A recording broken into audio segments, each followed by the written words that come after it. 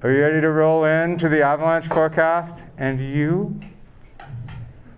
Awesome. So like I said, I'm an Avalanche forecaster, but this isn't about me. This presentation very specifically is about you. So I want to know how many of you are a skier? Me too. How many of you are a snowboarder? You. I cannot snowboard. I tried so hard. I suck at it. So good for you.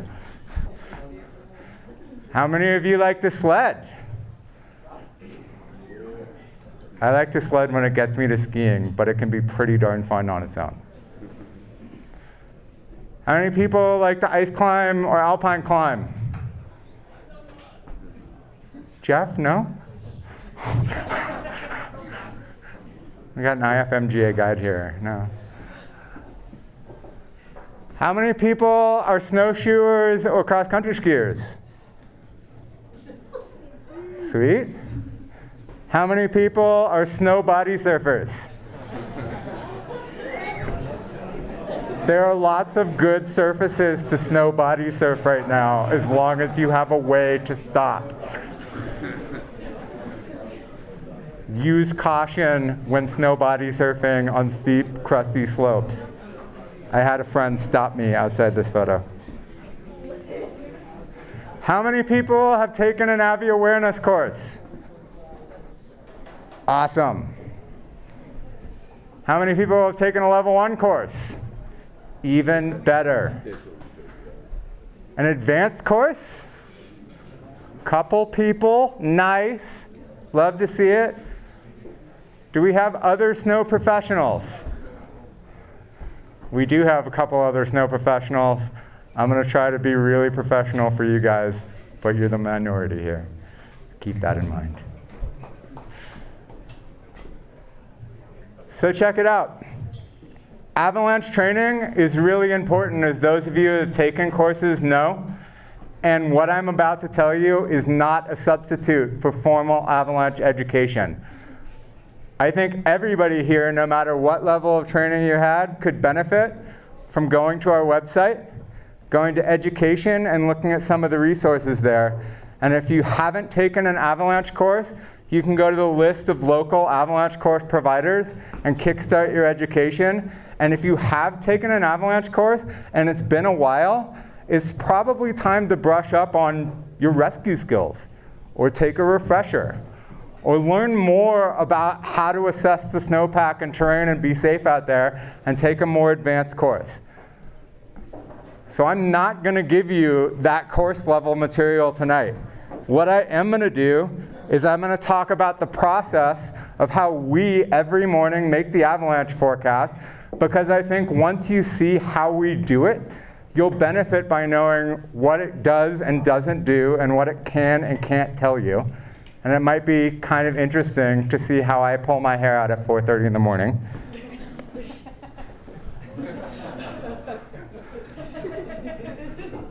And then we're going to talk about you. We're going to talk about how you, the user, use the Avalanche forecast, and how different users are known to use the Avalanche forecast, because I think we can learn things, both good and bad, from different ways that people use the product, and learn from that. So we're going to start with what is known as the pyramid structure of the Avalanche forecast. That's the wrong graphic, sorry.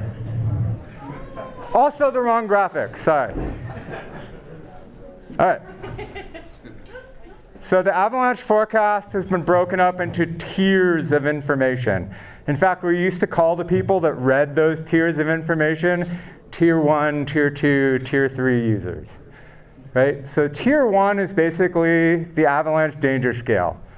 It's color-coded like a stoplight, so you can take that from it.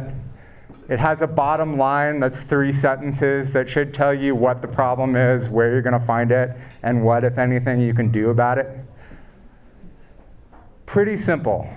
Then, because the structure is designed to provide you more details the more you decide to give up your time and read it, then we have the Avalanche problems. We tell you where they are, They're graphics. They're 4 different graphics.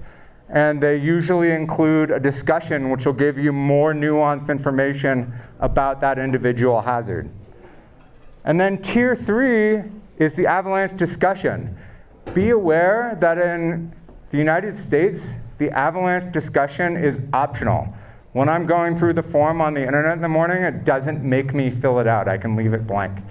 But if I have more information to tell you about why I'm uncertain about what's going on in the mountains this morning, so you can take this with a grain of salt, or if I have more nuanced information about parts of the forecast area or really specific places, or I want to tell you where the most recent avalanches have happened and how big they are, or if I have some really advanced snowpack information that people that have taken advanced courses might find useful, I'm going to put it in that discussion. So how do we do it? Everybody read everything on this slide right now. Every snow professional in North America is using the conceptual model of avalanche hazard. How many people had this kind of forecaster mystique of like, for avalanche forecasting is an art, and everybody does it differently? People are people, and there are variations in that, but we're all following this model that's supposed to make us objective and make our forecast consistent across the country.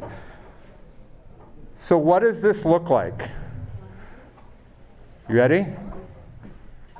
Get set, go. The very first thing I'm going to do at 4 in the morning when I've started drinking coffee is I'm going to review the observations from the past 24 hours. I'm going to review professional observations. I'm going to review what I and my coworkers saw in the field. I'm going to review ski patrol results if they can share them with us. I'm going to review your observations. And I'm going to write down, number 1, all the signs of instability. We call this type 1 data because the surest sign of avalanches is avalanches. So I have the least uncertainty about whether or not there could be avalanches if I know that there have been avalanches. But also slope scale signs of instability like shooting cracks and collapsing, those are super important to me too. And I need to know where they're happening. So I also need to extrapolate and figure out what the trend is, both spatially and temporally, for those signs of instability. I'm still looking at your observations from the day before, the ones that you've, of course, submitted to the Avalanche Center. And the next thing I'm going to look at is snowpack characteristics. I want to know about those surfaces. I want to know what is going on in the snowpack.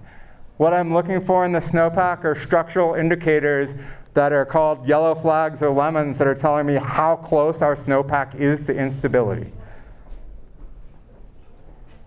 I want to know about recent weather trends. I want to know, did it snow 10 inches of fluff and we got loose, dry avalanches and everybody's skiing POW? Or did it snow so hard that the snowpack couldn't adjust and slabs formed and people were triggering avalanches that could hurt them? I want to know if we got wind, and I want to know if it was moderate wind that can build a slab that somebody can trigger on a steep slope, or I want to know if we got hurricane-force winds that took all of the snow to Kentucky.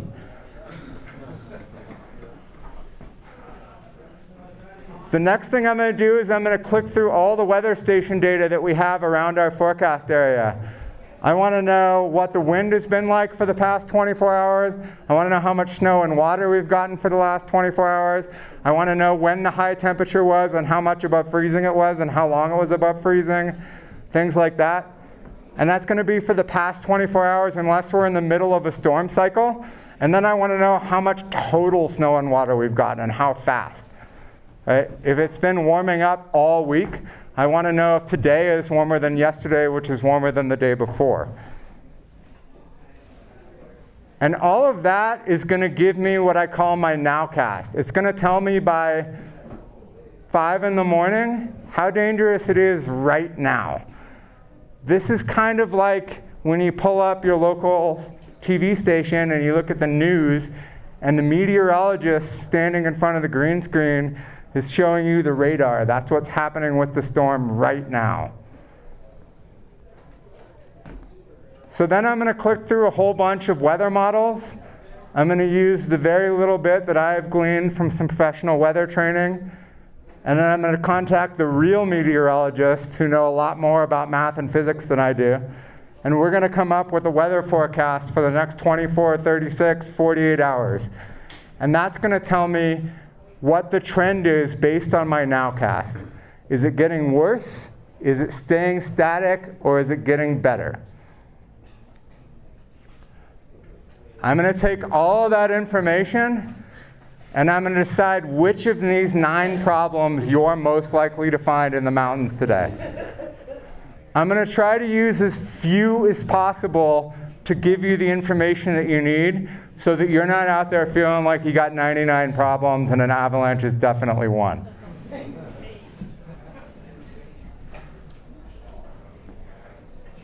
The National Avalanche Center has a way better video on this. Avalanches have a wide variety of personalities. They can be small or large, wet or dry, slabs or loose snow. Sometimes avalanches are seemingly spontaneous, while at other times they require big triggers to get them to start. Some avalanches exist everywhere in the landscape, and some are only found in specific places. Some avalanches release in relatively predictable patterns, while others fail in surprising ways. The avalanche danger is a broad brushstroke of daily conditions.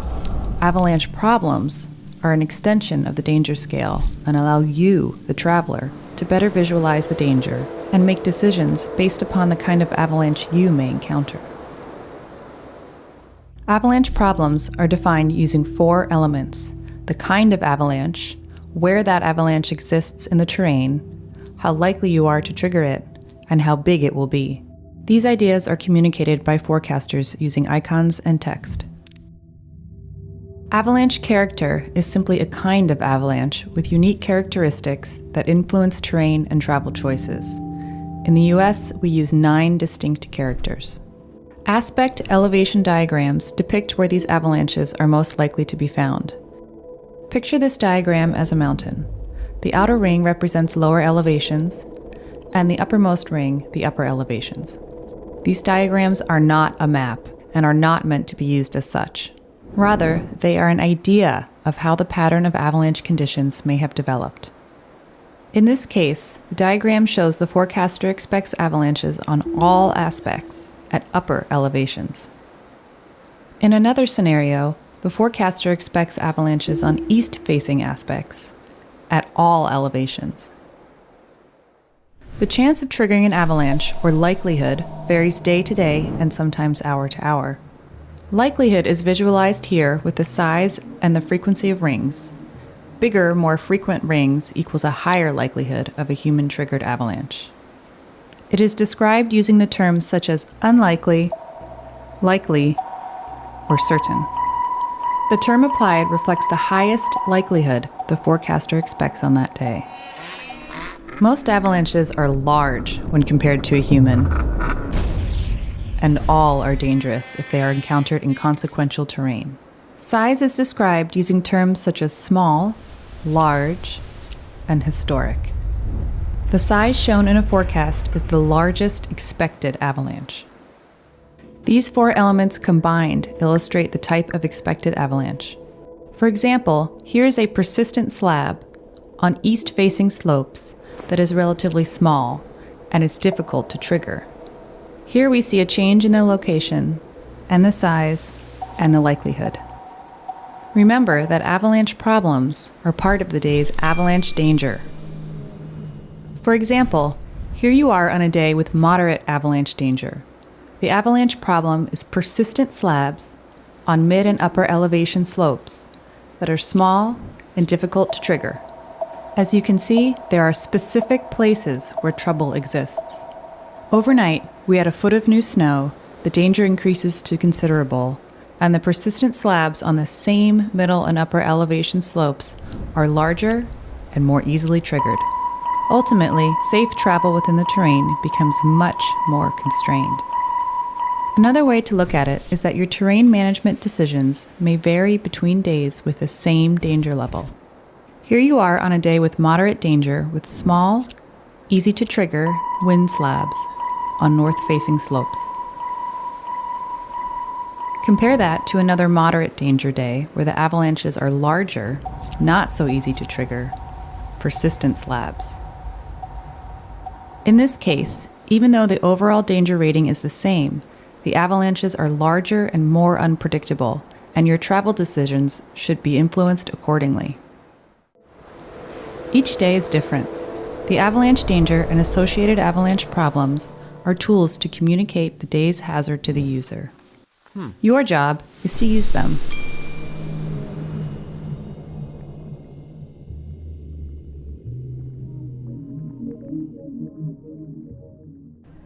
I love those videos because the National Avalanche Center always says things better than I do. And they produce videos so I can just reference them. You may have noticed that part of the avalanche problem was how likely you are to trigger it. And for me, that is a factor of how sensitive it is to be triggered, because the more sensitive an avalanche problem is, the more likely you are to trigger it.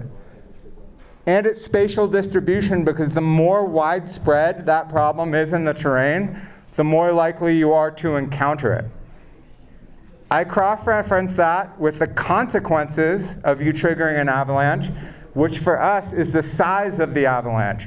Because avalanche sizes have been grouped into inconvenient, can bury or kill you, and then can bury and kill trucks, houses, swaths of forest, and also you.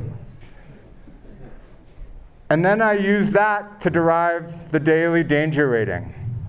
So just like the video said, the types of avalanche, their avalanche's likelihood, and their size and distribution are parts of the danger rating, and you may see that this way, so moderate danger includes some or all of these things.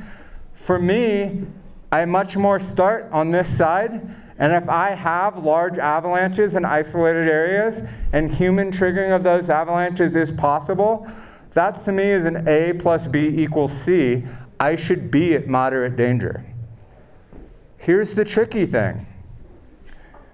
Would you rather go skiing on a day where you can have small, so not gonna kill you, storm slabs or loose dry avalanches all over the place? Or would you rather go skiing on a day where avalanches large enough to kill you are still in enough places in the terrain that anywhere with that same terrain characteristic might have that problem, and you're likely to encounter those avalanches? Number one or number two? Number one, right? Number one sounds like a sweet pow day. Number two sounds like it's gonna kill you. Those might both be considerable.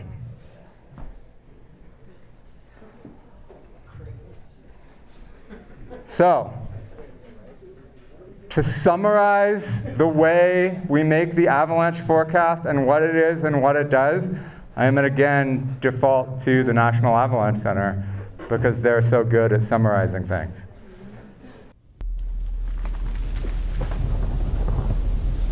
Snow avalanche danger changes season to season, month to month, and day to day. In other words, each day is different. Avalanche forecasters track snowpack and weather conditions and provide daily avalanche forecasts for many mountainous areas in the United States. Avalanche activity is controlled by the interaction of three complex factors: the terrain, the weather, and the snowpack. Whether you are new to the backcountry or a seasoned professional, the avalanche forecast aims to make this complex subject as easy to understand as possible. The information in the forecast begins with simple summary messaging and progresses to more detailed, specific information. The first and most basic component of the forecast is the bottom line. This is take-home messaging for everyone, regardless of avalanche knowledge. The bottom line gives you simple information about three basic avalanche questions. What is it? Where is it? And what should you do about it? Think of it as a soundbite or a summary of the most important information for the day. Next is the avalanche danger rating. The scale consists of 5 ascending levels. Your chance of encountering an avalanche increases dramatically with each level. Many avalanche forecasts provide danger ratings for 3 elevation bands. For example, in this view, the danger is rated at considerable at all elevation bands. And in this view, the danger is considerable in the upper band and moderate in the middle and lower band. For a more detailed tutorial on the avalanche danger scale, go here.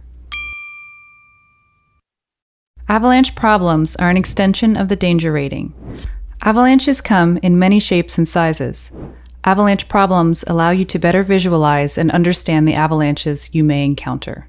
This section illustrates the type of avalanche, where that avalanche exists in the terrain, how likely you are to trigger it, and how big it will be. This set of graphics is often accompanied by written descriptions and media that help illustrate or explain it. For a more detailed tutorial on avalanche problems, go here. The forecast discussion is an important catch-all where forecasters may provide more specific information on the snowpack, avalanche cycles, complex conditions, or other interesting topics that dive deeper into the what is it, where is it, and what should you do about it questions. Lastly, a mountain weather section is included because it plays such a critical role in both avalanche formation and trip planning. This section provides a basic overview of both the recent weather and the weather you may encounter. Each day is different. The avalanche forecast is an important starting point in your winter planning process. You are in charge. You make the choice. Visit avalanche.org to find the avalanche forecast for your area.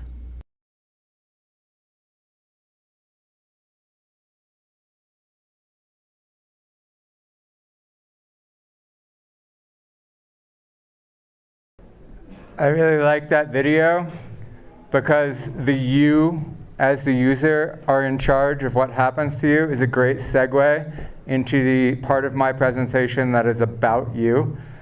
But I like that video much more because I just hyped up how great the National Avalanche Center is as telling you the information, and it told you all the same information I just told you.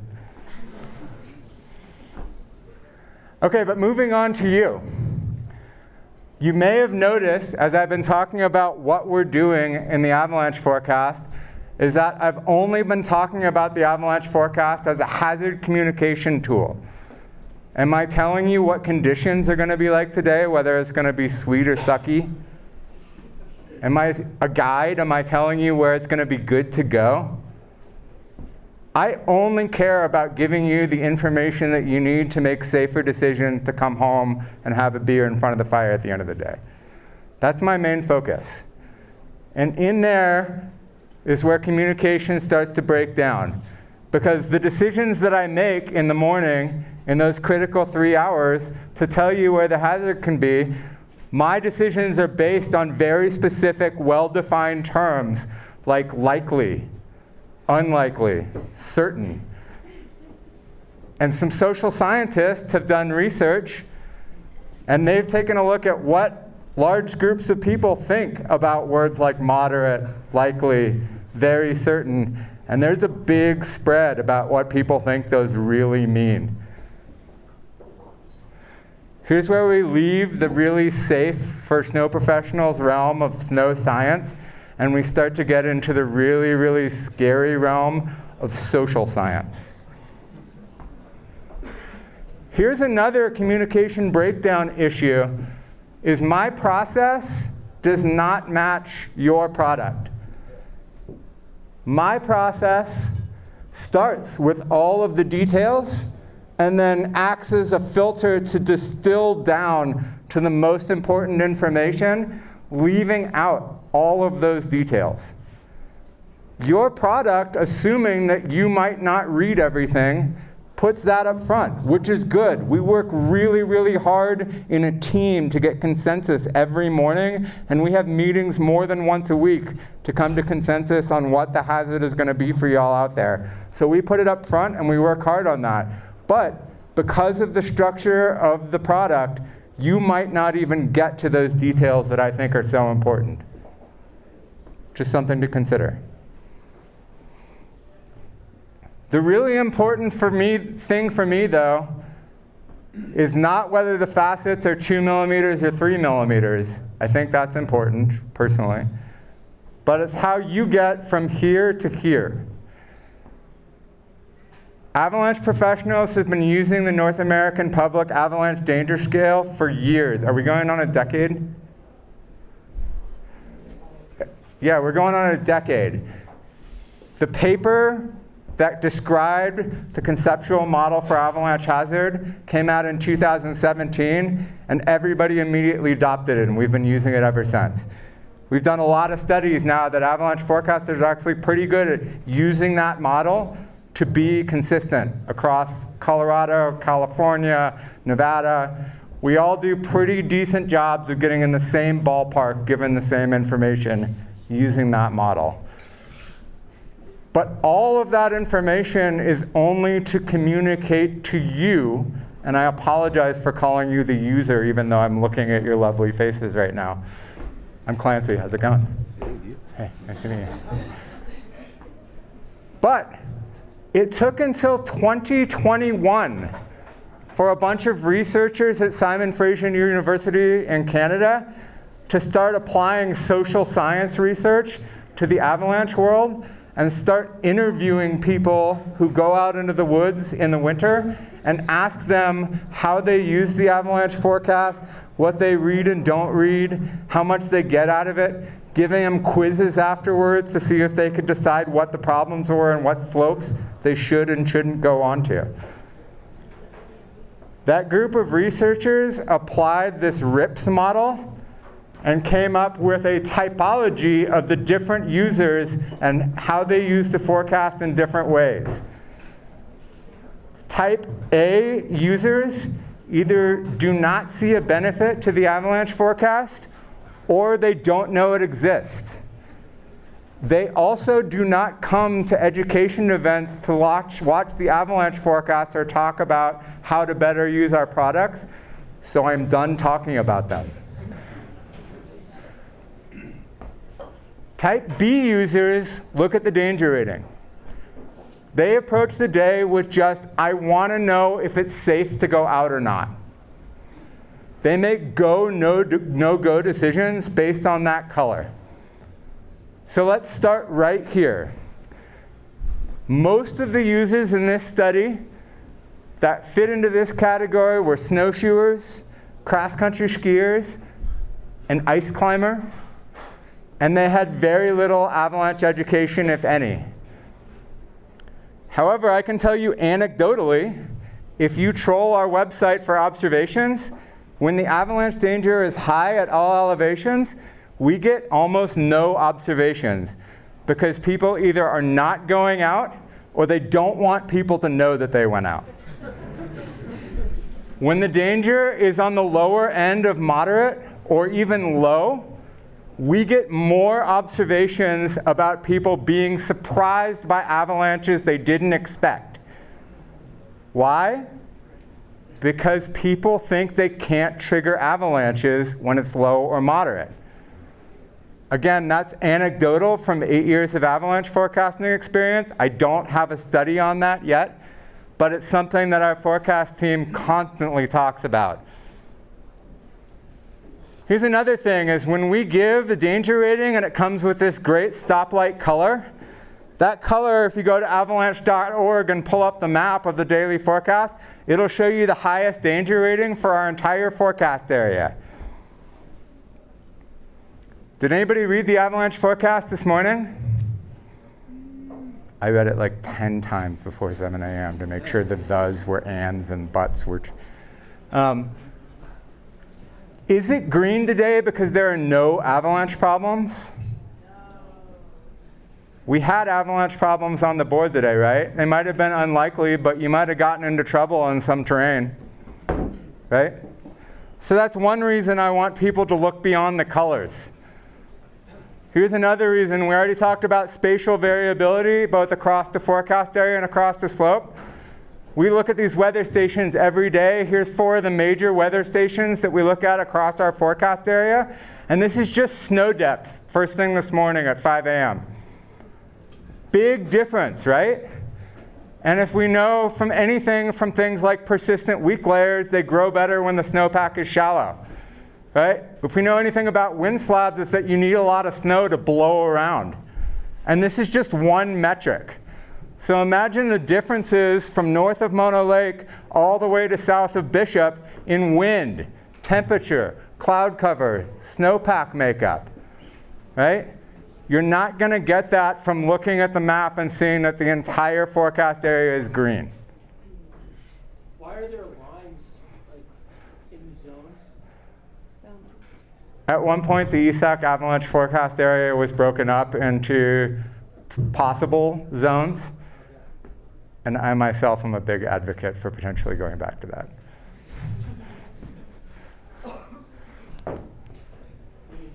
Here's another reason that I want to revisit as to why you should look back the color. I talked about the difference in sizes and likelihoods that you could have in the same avalanche danger, right? The problem for me right here is all of these ors. Or. For moderate danger, I could have small avalanches in specific areas and large avalanches in isolated areas, or I could have just small avalanches in specific areas. Great, avoid those areas, avoid terrain traps, they're small. Or I could have large avalanches in isolated areas. I could have just one or the other, but those are both moderate, but they mean very different things, right? And again, to reiterate, a lot of people have this myth that the avalanche danger scale is linear, and that moderate is more dangerous than low. And considerable is 100% more dangerous than moderate. And it's actually an exponential scale. Not all moderate days are created the same. Not all considerable days are created the same. And in fact, if we look at the history of avalanche accidents, a lot of them occur between these two solid lines. So again, people may be here and see avalanche activity, and people may be here and get surprised by avalanche activity. Cool, so we're going to move on from our color chasers here to our next type of user. The type C user combines the avalanche danger rating with what we can think of as terrain severity, or how much you might be exposed to just avalanches in terrain. Whether or not you're in avalanche terrain, and whether or not it's high, and you don't want to be in avalanche terrain, or whether it's moderate, and for you that means this terrain is okay for me to be in, based purely on whether my experience, my friend's input, the map and the slope angle shading, where the trees are, tell me how exposed I am to that hazard. Right? This is clearly a step up. Right? This is good. We're moving in the right direction. Here's a quote from one of the people interviewed in this study. If you're having a hard time reading it in the back, if it's like red or orange, high or considerable, you can go out. You just do laps in the trees with your friends, and you avoid getting into the high exposure areas. Sounds awesome. The problem is that different problems require different terrain management. People like to ride the Sherwins. I like to ride the Sherwins. I could draw you a map with my eyes closed. If you know the perch in the Sherwins, this is the slope below the perch. Lots of people have names for it. I have several different names for it. And the danger is considerable. This is terrain that I have a lot of buddies in Mammoth think of as safe terrain. And here are some natural slab avalanches in terrain that rarely sees a slab avalanche. Over here, we have V-Bowl, and I can tell you, since high school, I've been skiing the Mammoth backcountry, and I thought of V-Bowl as safe terrain for a long time. This is moderate danger with persistent slab avalanches, and this couple remotely triggered this avalanche from their skin track over here, and then it overran the skin track that they set right here.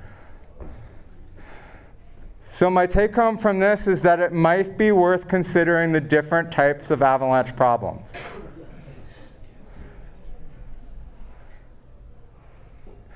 That brings us to type D users. Now we're getting sophisticated. The good news for me is that the largest number of respondents in this study fit into this category. How many people have Avalanche education in here? Sweet, advanced crowd, I love it. You may fit into this category. Most of these people had a level 1, some of them had a level 2 but hadn't taken a refresher or anything. These people can look at the Avalanche problems, that tier 2 level of the forecast. They can look at how bad it can be, and then typically they're focusing on what slopes it's on.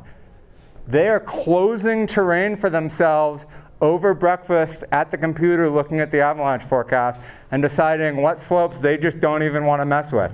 It's the same kind of mentality as I just want to know where it's safe, but they can look at the diagram and figure out on a map whether or not that slope faces north and I shouldn't be on it today. They can take this leap from looking at the diagram to looking at the terrain. A really good way for you to take this leap is to take a compass with you. And when you are standing on your skis or on your split board across the slope, turn 90 degrees out and take out your compass and look and see which direction the slope faces. And then skin 10 feet when the slope does this and look at which angle you're at now. And notice how different those slope angles can be across just the same slope. Or I'm sorry, those aspects can be just across the same slope. Again, closing terrain like this for yourself over breakfast and coffee is a great way to manage your risk as you go out into the mountains. Our final tier here are more advanced users. Most of the people in this group had some advanced training. Some of them were professionals. These are people that can look at all of the information in the bulletin. They can make relevant observations to the avalanche problem, and they can confirm the avalanche forecast. So they can say, well, yeah, those guys are painting with a paint roller for the whole map, but I want to know if this slope that I want to ride right now has that problem and that danger level. Because it might and it might not. It might be worse, right? And so they can make relevant observations. These are the people who are out digging their snow pits. These are people who are out there asking, what did this surface look like before it snowed? These are people doing on-the-fly hand shear tests. They're digging snow pits. They're using test slopes to see if they have instability in the snowpack, right? My caveat about these awesome users, and I think everyone should strive to become one, is this. This is me on a storm day on Panorama Dome last year. I was the forecaster that day, and then I went out to see if I was right. And it was high. It's snowing and blowing pretty hard in that picture. And believe me, it was snowing and blowing pretty hard. And as a professional who's triggered a lot of avalanches on purpose, I think of Panorama Dome as test slope terrain. In fact, this is exactly what I got on most of Panorama Dome and exactly what I expected. 8-inch deep to 1-foot deep slabs running down these little slopes. And I was like, dude, there's instability everywhere, and it's small enough I can deal with it. Get a bunch of pictures and go tell people, hey, I was right, it was dangerous. Right? And for me, I like sample sizes. I like more information than less information. When you read my forecast, do you want my forecast to be based on no observations from the previous day or on 20? 20, right? Yeah, me too. Keep that in mind. So in this picture, it might be hard to see, but these are my skin tracks right here. This is the slope that I was standing on in the previous picture, and it doesn't get a whole lot bigger as it wraps around the north side. It gets steeper, but not way bigger. And I rocked around that slope, and I got exactly what I thought. I triggered a little 8-inch thick wind slab. And the snow slid about 3 feet down the slope, and then it stepped down, and all of a sudden I was standing on top of a 3.5-foot crown. And that crown ran 75 feet into these trees. I've been back to the slope this season without a lot of snow in it, and they're missing tops and they're missing limbs. They weren't before. It covered the small trees in 3 to 4 feet of debris. And I came home and I posted what I saw. I actually skinned away from that crown and got on my cell phone right there and called my boss, Steve. And I was like, have you ever triggered an avalanche this big on Panodome? And I wrote an avalanche observation, if you want to go back into the archives and read it, called Reassessing What You Consider Safe Terrain. The problem with type E users is that sometimes we think we know so much that we can outsmart the avalanche problem. So what are my take-homes from all of this? My first take-home is do your homework and read the entire avalanche forecast. It's worth your investment. If there's information in there that is over your head, all of these icons, if you hover over them, there's a little question mark, and you can click on them and get more information. You can go watch the video again about how to read the avalanche forecast. You can develop a vocabulary as you keep up with the forecast throughout the season and understand what we're describing and how we describe things. That's probably your first best way to start improving your knowledge and learning how to use the product, is to use it. How many people just have, like, I don't know, the Weather Channel app on their phone, and they just open it up and all they look at is the little graphic that's the sun behind the clouds, and they're like, oh, I know what's going on, I'm good. Right? Those are just green users. Some people do. I have a great friend, she's like, oh, it means I need a rain jacket today. And I'm like, how do you know that? How? So this is the first step to reading that it's going to be a high of 34 and partly sunny until the afternoon with winds increasing throughout the day that we get from the weather forecast, right? Develop that vocabulary and follow the forecast. Know what's going on. If you have questions, email us. Here's the other thing, is if you haven't taken an avalanche forecast, go get the training. If you have taken an avalanche forecast, but it's been a while, get a refresher. If you've done all that and you still need mentorship from somebody who you really feel like you can trust and is not your buddy who's a really good writer but basically just got lucky this past year, then you can hire a guide to take you to the good skiing, and you should totally do that. It's worth the money. You can also hire a guide to be your mentor and be like, hey, I just want you to show me how to know when I'm in a good spot and when I'm not, how to analyze the snow, how to analyze terrain. That can be a really, really good one-on-one, two-on-one, three-on way to make your knowledge more in-depth. And the very last thing is going back to sample size. Now that you've seen how important observations are to my decisions that will in turn allow you to make good decisions, is I'm going to put my plug in here, is contribute to your local avalanche forecast and your local backcountry community by giving us useful, relevant, accurate observations about what the hazards were or weren't like out there. We speak bro. You don't have to say that you got an ECTP 14 on a northeast aspect where HS was 138. You can tell us it's really crusty out there. The crust is this thick, it's this hard. Here's a picture of my skis not sinking into it. Don't talk to me about my day. You can be like, dude, it was killer and it was blower and I didn't see any avalanches at all. It seemed like I couldn't trigger and the snow was too soft. Awesome. I want to know that. So that's all I got. Anybody have questions?